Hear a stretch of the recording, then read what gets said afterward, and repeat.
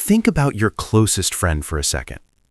Not the person you wish you were friends with, but the person who actually shows up for you, listens to your chaos, laughs at your stupid jokes, and somehow makes you feel less alone in this messy roller coaster of life. Now, here's the plot twist. We like to believe friendship is magical, a happy accident, that you just click with someone and boom, that's it, ride or die forever. But that's kind of like believing a great relationship happens because Cupid did a backflip over your head. Cute idea, but totally misleading. The truth? Great friendships are not accidents. They're skills. Skills we can learn, refine, practice, like cooking, driving, or surviving a family reunion without losing your sanity. So today, we're breaking down the real principles of deep, meaningful friendship. The ones nobody teaches you in school, but everyone desperately needs. And trust me, once you get these down, your relationships hit a whole different level. Let's get into it. The myth of the effortless friend. We live in a world where people say stuff like, if it's real, it should be effortless. If someone's meant to stay, they will. True friends don't need work. Really? Friendship is built between two humans, not between two enchanted potatoes. Humans are complicated. We have trauma, fears, insecurities, moods, weird habits, secret hopes, and long histories of pretending we're fine when we're absolutely not fine. And expecting for everything to just work puts friendship in the category of luck, not skill. But here's what the School of Life and psychology and real human experience teaches us. We can learn to become better friends, and our friendships improve when we treat them like something worth understanding, not something we stumble into. So today, we're breaking down the real principles of deep, meaningful friendship, the ones nobody teaches you in school, but everyone desperately needs. And trust me, once you get these down, your relationships hit a whole different level. Let's get into it. Principle number 1. Ask the right questions. Most conversations today sound like this. How are you? Good. You? Yeah, same.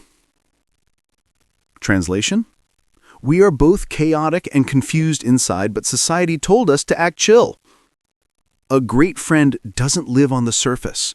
They know how to gently dig. Not intrusively, not aggressively, but curiously. Example questions that actually go deep. How did that loss really feel for you? When that happened, what part of you took the biggest hit? What scared you the most about that situation? I've felt really overwhelmed sometimes. Did you feel something like that too? These aren't FBI interrogations, they're invitations. They say, I see you. I want to understand you. You matter. Why it works? People wear masks. Good questions help them gently take those masks off. It's not drama. It's not trauma digging. It's simply caring enough to explore what's real. Sincerity over cheerleading. A lot of people think being a good friend means being endlessly upbeat. Don't be sad. Come on, everything's great. You're going to be fine. Honestly, no. That level of turbo cheerfulness can make a struggling person shut down. Sometimes people need space to be sad, room to be confused, permission to not have everything together. The real move? Ask open, sincere questions. Not, everything's okay, right? But, what's been on your mind lately? What's been weighing on you? You don't have to pretend with me.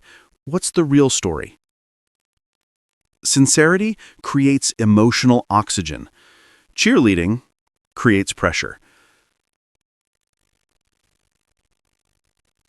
The power of silence. Silence freaks people out. We're trained to fill it immediately. But deep friendship needs silence.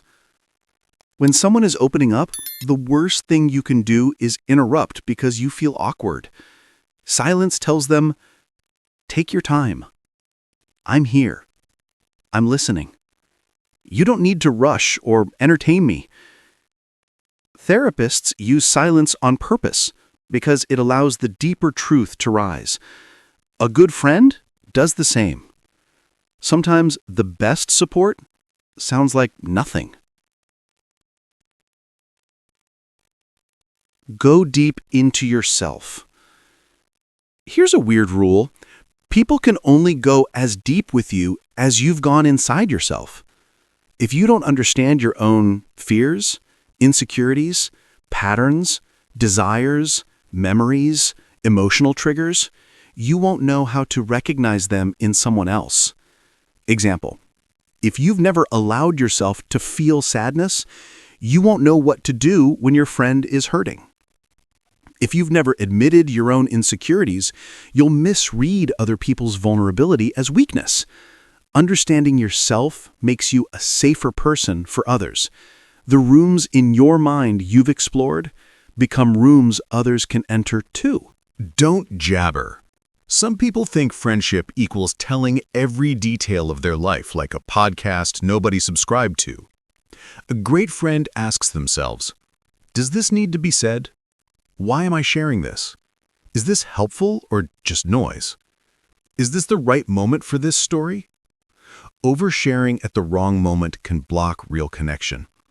Sometimes your friend needs you to shut up so they can breathe. Sometimes they don't need your story, they need your ears. Balance matters. Allow room for weirdness. We're all weird. Not Instagram cute weird like LOL I drink iced coffee in winter weird. No, real weird. The kind that comes from being human, flawed, strange, contradictory, scared, hopeful, irrational. A great friend creates a space where someone's weirdness isn't rejected, it's welcomed. When someone tells you their strange habit, their irrational fear, their quirky thought, their odd perspective, a good friend doesn't make them feel like a freak. Because newsflash, nobody is normal. We're all improvising this life thing. Assume everyone is anxious. The confident guy at work? Probably worried he's disappointing someone. The friend who seems chill? Probably replaying conversations in their head, trying to figure out if they sounded stupid. The strong person? Probably holding back a meltdown they don't feel safe to show. People don't usually announce their fear. They hide it. A good friend doesn't wait for someone to confess their struggles. They assume everyone is carrying something heavy. And they act accordingly, with preemptive softness, gentleness, and care. Love in a cold universe. This one is poetic, but real. Zoom out for a second. Outside our little human world, it's just empty space, rock, gas, silence. Being alive, having emotions, relationships, laughter, heartbreak, it's bizarre when you think about it. So within this cold, strange universe, we create warmth for each other. That's what friendship is, a small fire in an otherwise indifferent cosmos. Laugh together, eat together, joke about the weirdness of being alive. Be forgiving, be kind, be gentle, be human. Because out there is cold. In here, between us, should be warm. Bringing it all together. Friendship isn't magic. It's a craft, a practice, a way of showing up. You don't need to be flawless. You don't need to be a therapist. You don't need to be endlessly available. You just need to be sincere, curious, gentle, self-aware, present, warm, weird, and willing to go deeper than the surface. When you do these things, your friendships stop being accidental and start being meaningful. Questions and answers. Use these in your video to boost retention and comments. Q1. Why do most friendships stay shallow? A. Because society teaches us to stay polite, upbeat, and surface level.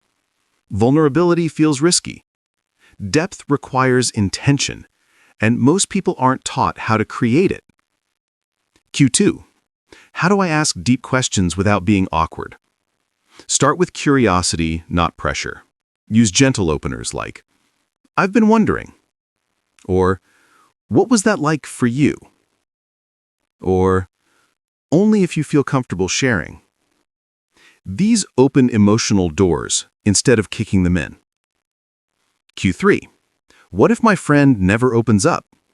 Some people open slowly. Show consistency, not force. Share a bit about yourself first. When you model vulnerability, you signal that the space is safe. Q4. How do I deal with a friend who talks too much? Use boundary-setting phrases like, "Can I pause you for a sec? I want to share something too." Or, "Let's switch gears. I'd love to hear your thoughts on..." You're not shutting them down. You're balancing the space. Q5.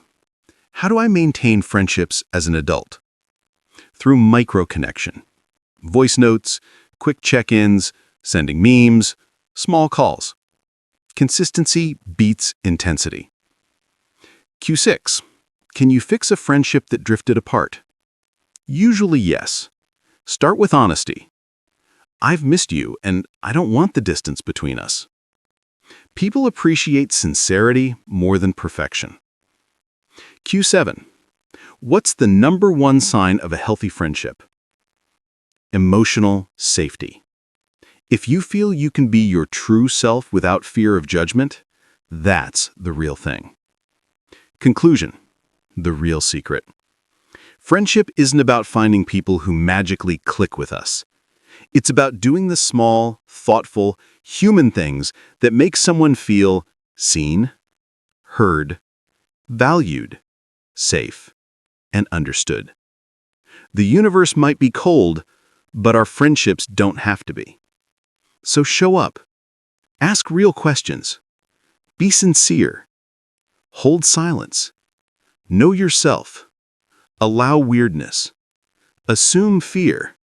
Give warmth. And you'll build friendships that feel rare, deep, and unbelievably human.